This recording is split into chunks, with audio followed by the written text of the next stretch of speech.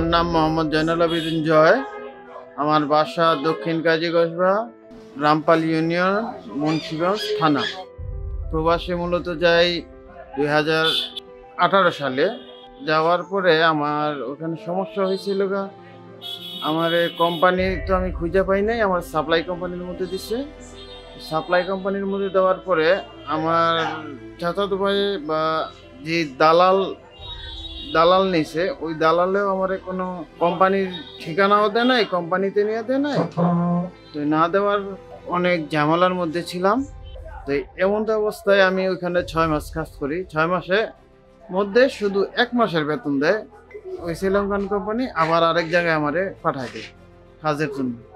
ওইখানেও আমি প্রায় 9 মাস কাজ করি। 9 মাস কাজের মধ্যে 3 মাসের বেতন পাই না।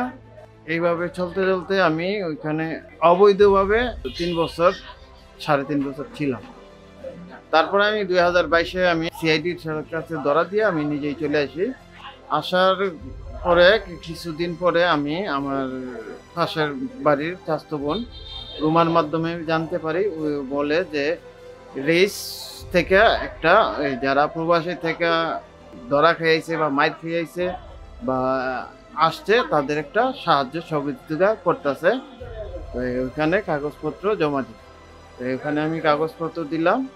কাগজপত্র দেওয়ার পরে মোটামুটি 2 থেকে 3 মাসের মধ্যে আমারে তারা একটু সহযোগিতা করবে। সহযোগিতা করলে আমি কিছু আমি যে ফুলের ব্যবসা, আমার টাকাটা আমি ফুলের কাজে কিছুটা ব্যয় করছি। ব্যয় করাতে আমি মোটামুটি স্বাচ্ছন্দ্যভাবে চলতে পারতেছি।